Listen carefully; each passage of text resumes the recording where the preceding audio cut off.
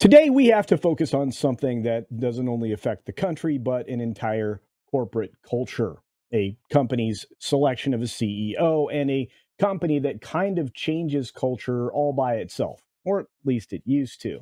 We're talking about the dismal Disney situation and the fact that they brought back a CEO who really wasn't up to the job and they need to pick a new one.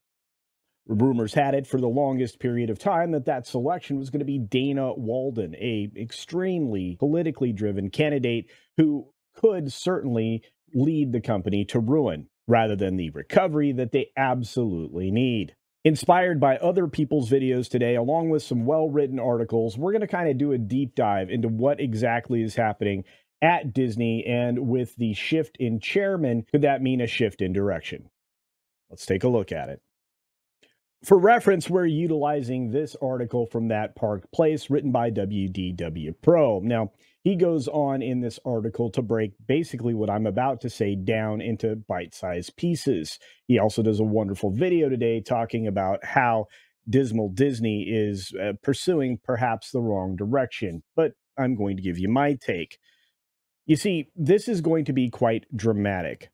And no, I'm not talking about a superhero plot or anything like that. More dramatic than probably anything we've seen in corporate culture in a while. Because it all started to get derailed when there was a battle within Disney's leadership, which led to some fallout from that wild ABC debate that they hosted that seemed to be incredibly one-sided. It was kind of like a reality television show with two people dressed in fancier suits. And to suggest that it was scripted isn't all that far from the truth. It was, because it was practiced. It wasn't natural, and it had a lot of one-sided plot points to play on. So, buckle up on this particular take when it comes to this particular story. Now, Disney's had some recent shakeups in various positions across studios. It's also had some shakeups in direction. And in fact, some would say it has some eyebrow-raising connections, and they're putting the Magic Kingdom's future on ice. I'm not talking about the theme park. I'm talking about the whole kit and caboodle that is Disney. So let's set the stage and start at that debate controversy, because that's where it all happened. ABC News brought a lot of fireworks to that, a lot of publicity, a lot of promotion, and apparently a lot of post-debate spin. This certainly wasn't what was supposed to happen. It wasn't supposed to bring attention to the network itself and the skepticism that it brought into the way that things were being moderated. The moderators are supposed to be impartial.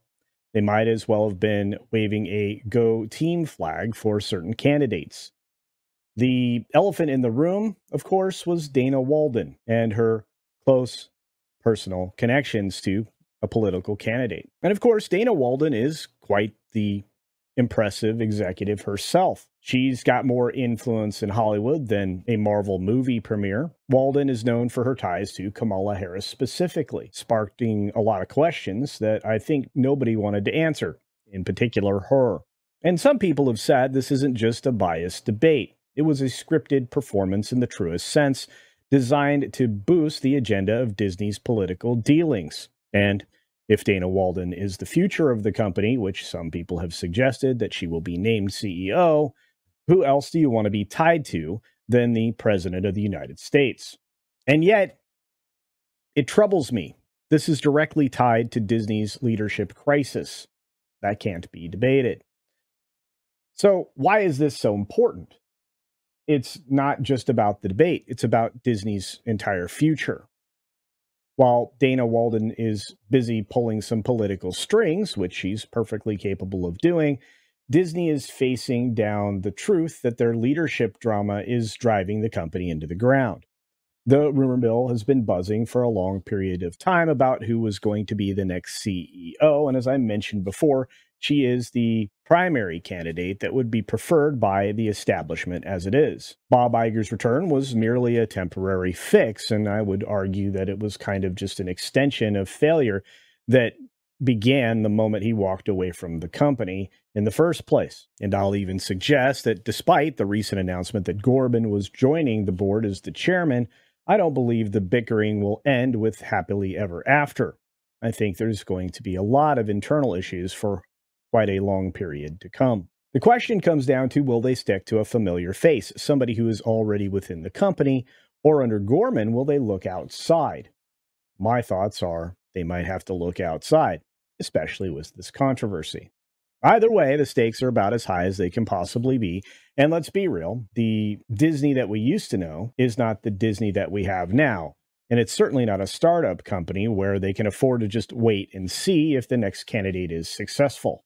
They have to be successful right away. One wrong move, and they'll be in a lot worse shape than a Star Wars spinoff on Disney Plus. And they've had some real stinkers of those lately. Now, before we dive deeper, a quick reminder, hit the like button right now and make sure you're still subscribed to the channel. If you're not, please click the subscribe button. It's absolutely free and it helps me out on my way to 50K, which I would like to get there as soon as possible, even today. I know that's a pipe dream, but might as well try.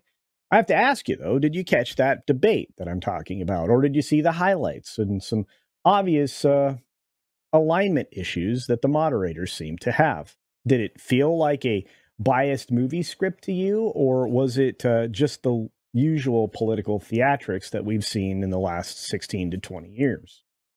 Let me know your thoughts down in the comments section below as we go through the following information, because we need to shift our focus back to the bigger picture. I'm a big fan of that, stepping back and getting some perspective, understanding where all the pieces are on the board.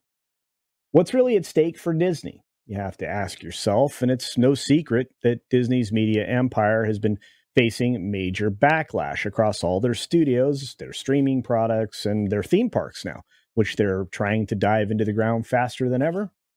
Don't understand the pricing strategy, but hey, I guess everybody's rich or everybody's poor in Disney's eyes. Of course, I mentioned the box office problems. They've had flop after flop with only one or two successful projects this year, both under major nameplates that should have been successful, and both without the tinge of a lot of politics that people are pretty sick and tired of. All of their content has been criticized for being too woke, and now claims of political meddling through the news coverage are not adding a lot of faith to the fact that Disney is a family and fair company, because they're neither.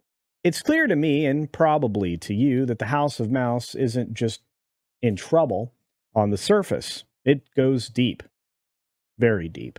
We're talking about a deep-rooted problem where politics and entertainment are blending in a way that might alienate Disney's core audience, if they haven't already. And yes, Dana Walden's influence might have a lot more to do with that and the company's future than we absolutely realize. So that leaves us with nothing but questions. Where are we? Will Disney finally separate its entertainment empire from politics, or will it double down on this particular strategy if they get their preferred candidate in a position of power, and will that lead to another domino falling in the cultural space that really needed to stay around for as long as possible? Can they stick it out with the politics, even though that means that they'll face even more controversy and, let's face it, more lost revenue, because people are tired of politics in their entertainment, and especially their family entertainment? If they're not careful, Disney might find itself in a worse position than the out-of-touch Marvel sequels that they've been releasing, that people have been ignoring, and with the exception of Deadpool and Wolverine, have been basically shunning. And with political activists as leaders in the mix, for example, Dana Walden, the lines between politics and business are blurrier than ever, and very specifically with the Disney company. I mean, who knows? Maybe Mickey has got a plan that we're just not seeing yet, and things will be rectified. But I wouldn't bet on it. So what do you think? Is Disney actually digging its own grave by diving too deeply into the political waters? Or is this just a natural evolution of the media empire trying to stay relevant in 2024? I mean, you just celebrated your 100th anniversary by leaning into the very things that Walt thought was important, like family-friendly entertainment in theme parks and films and in television shows. Or do they have to become something else? Leave a comment and share your thoughts down below. And don't forget to double check that you're still subscribed if you didn't do that earlier. Hit the like button and definitely turn on the notifications because you don't want to miss anything. And I do at least 1 to 3 videos a day and multiple live streams a week. On that note, be sure to take care of yourself, take care of others, wash your hands, of course, because it's good hygiene. And until next time, see ya.